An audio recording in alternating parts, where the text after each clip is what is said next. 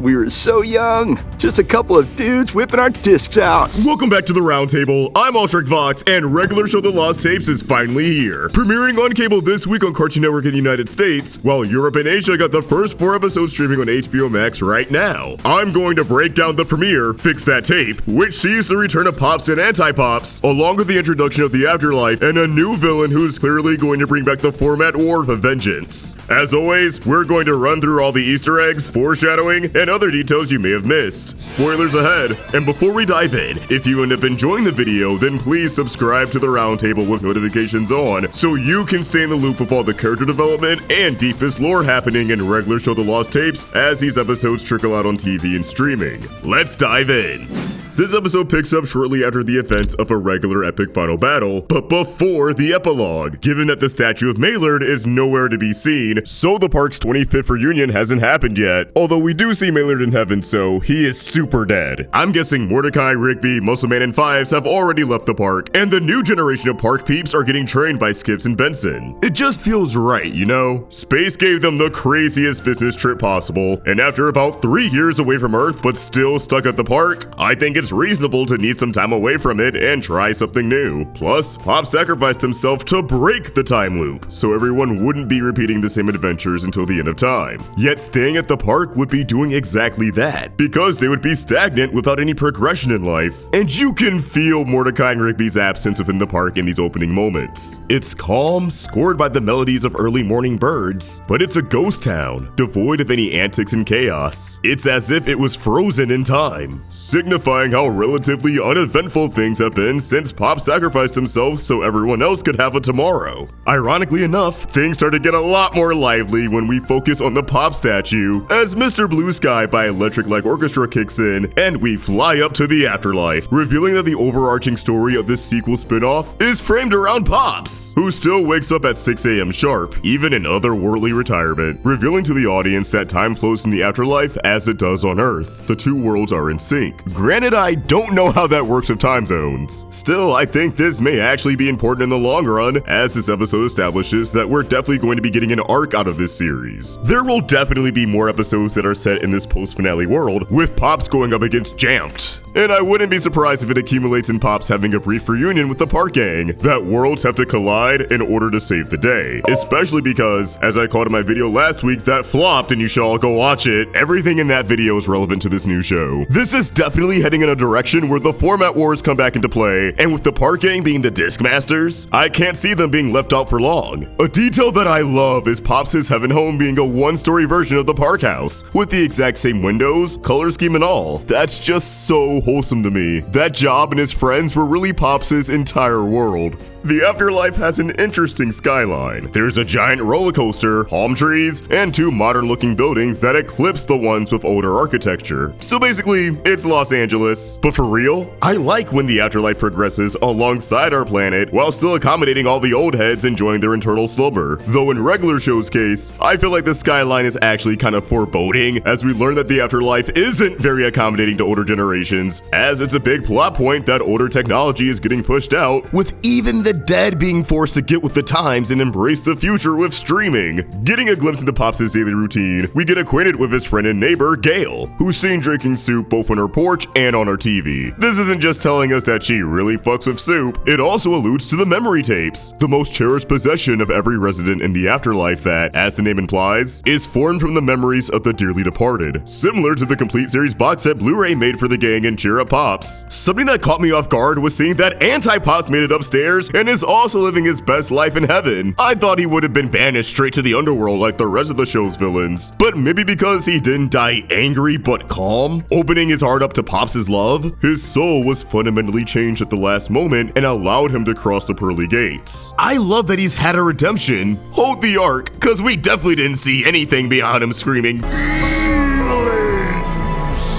It's great that he's around and having a blast, ziplining to his heart's content. I definitely think we'll get more out of Anti-Pops as the storyline progresses because he's an incredibly powerful ally for Pops to have as they get entangled in the format war. The delicacies of the afterlife are iconic food from throughout the show's history, such as ultimatums, the grilled cheese deluxe from Cheezers, and the double glazed apple fritters. Those apple fritters were double glazed by mistake.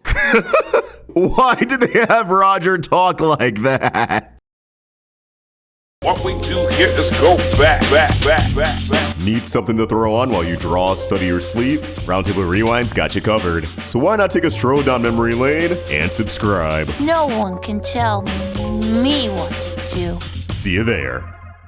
All the old school arcade machines are the ones held in the park shed that Mordecai and Rigby stumbled upon and just set up the chairs, implying that the ones on Earth belong to Pops. He probably used to game with Maylard back in the day, and as revealed in the finale, Pops in fact has an actual VHS tape containing the events of Regular Show, called Regular Show. It's sort of a show within a show situation. Was the original series really just us binge watching memories alongside Pops? Maybe. I don't know how we would explain all the episodes where he wasn't around, given that this is his memory tape, a chance for him to relive his beloved memories on Earth. So I guess it's up to your interpretation. We see that everyone's memory tape is called Something Show. Gail's tape is called Soup Show because she loves her soup. And Pops' tape is called Regular Show because all of these batshit insane adventures happen so often that they were just the status quo to him. Another regular day at the park. It was the norm and he loved it. There's a sadness to how Pops can't stop watching Regular Show. Despite having his own life in heaven, he's clearly still attached to what he used to have. Pops is unable to let go, and that's stopping him from truly being at peace with his circumstances. He can't help but to spend more of his free time living in the past than making new memories. And this unfortunately has nasty consequences for Pops, as he gets a little too into binging, rewinding the tape over and over to the point that it breaks. Rough. Desperate to fix the tape immediately, Pops runs to Gail's place, where he crosses paths with Jampt Grifton, our antagonist for the series. A salesman who clearly works for streaming, if he isn't streaming in disguise. Not to mention his name is in all caps, evoking the vibe of a video format. If we assume streaming was really killed in a regular epic final battle, maybe it also made it into the afterlife, creating this new identity and scheme to infiltrate the community and destroy any trace of obsolete formats. Jampt offers to digitize memory tapes and make them available for streaming on TV. And Jampt isn't subtle at all. He's eager to get rid of all the VHS tapes. But I like my tape. He's not the only one who isn't subtle. The revival itself is making some pretty blunt commentary on streaming and the death of physical media. How streaming isn't true preservation, nor is it true ownership. Case in point, Pops doesn't want to get rid of his tape. He doesn't want what's on there to be digitized. He just wants the tape fixed. He loves tapes. He loves having his memories available to him in this form. Who knows if it'll even be available on streaming forever. Jampt even calls out Pops for being partial to older media. Another clue that he's at least in cahoots with streaming, as after all, Streaming is the future! Pops heads to the record-keeping department to get his tape fixed, but according to the hip youngin' on the clock, they don't fix tapes, only sell them. We got a cameo from the clerk who was hooked to Planet Chaser, Starlight Excellence, and Brain Eraser. I watch Planet Chaser, Starlight Excellent all day, every day. You got a copy of Planet Starlight Chases Excellent? It's sad to know that he also kicked the bucket. He probably watched anime to death, and here he is on the hunt for a new copy of it. Some hyperfixations don't die even when you do. That's gonna be me with Kingdom Hearts and Deltarune. Some of the tapes on display appear to be setting up future characters in this Afterlife arc. We got founding father Ben Franklin, whose memory tape covers him butt naked with his privates covered by the show bar of the logo. So I'm guessing this Ben Franklin might be a nudist. There's the Caveman Show, where viewers can experience the evolution. The 1960s stunt show that I assume is the memory tape of Evel Knievel. And we got the D's Show, featuring a squirrel holding nuts. A little late for a D's nuts joke, but hey, the episode rocks, so I'll let it slide. Pops crashes out and confirms his character arc in this series. He's freaking out over the idea that if his tape can't be fixed, he'll inevitably forget his friends. I can't see my friends again. And if I can't see my friends again, I could forget them. Which is kinda crazy cause dude, they're gonna die eventually. You'll see them sooner than later, bro. Well, except Skips, I guess.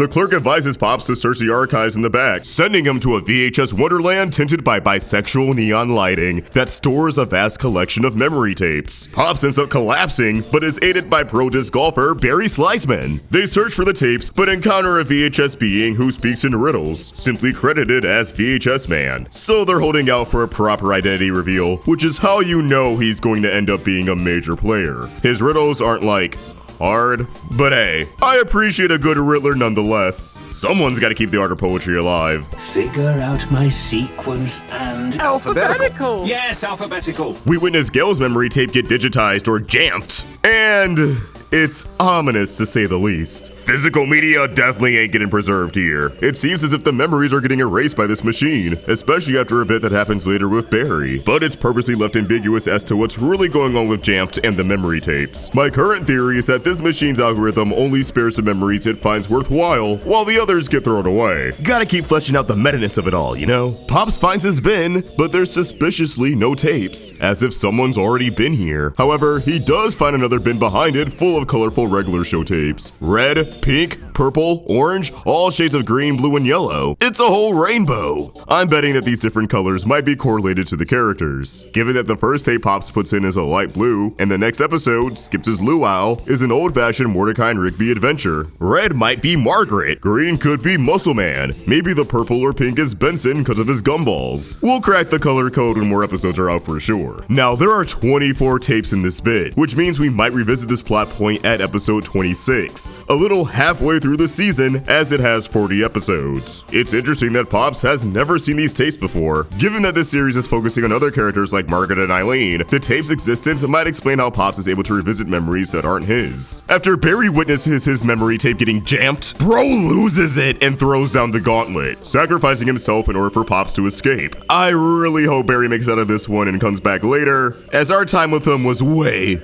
too short. The fact he's a disc golfer tells me he might be relevant to the format war, especially if he ends up becoming a new disc master. Pops flees home and starts binging the lost tapes, giving us a clean transition into the next episode, Skips' Luau, which is a pretty standard outing, so we'll just wrap up the breakdown here. But man, what a strong start to the lost tapes. We got Pops back, new acquaintances, a new villain, and plenty of fan service that rewards those who have been tuned into the series for the last 16 years. I love when a revival sticks the landing, even when fans are worried that it won't live up to expectations. Personally, I consider my expectations met, but what do you guys think? What's your take on this premiere? Let's get a dialogue going in the comments down below, and keep it going over on Twitter and Instagram at AllStrikeVox and at Roundtable Vids. Please consider supporting us over on Patreon for just $1. Link in the description, and if you enjoyed this video, please order a like and subscribe to the Roundtable with notifications on so you never miss a video. Thank you so much for watching, and I hope you have an awesome day. Peace!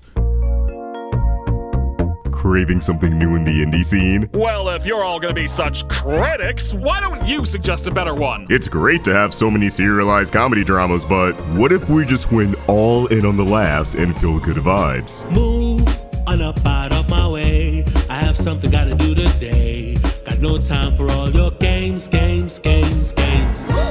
But I like the way you like to play. You sure you're having a moment to pay some mind to someone who could spend some time with you one day. Right now, my homie Toonrific Tariq is funding the pilot for his adult animated romance comedy, Hey. It's shaping up to be one of the most unique shows in the indie scene. That's what everybody wants, a straight couple. You can be a part of animation history by heading to the Kickstarter and becoming a backer by June 10th, 2026. The Kickstarter page also gives you the 411 on the show, the characters, the crew, and more. Check it out by clicking the link in the description. I want to create a show that the culture is proud to call its own. I want to create Hey, and I want you to help. Adults love it.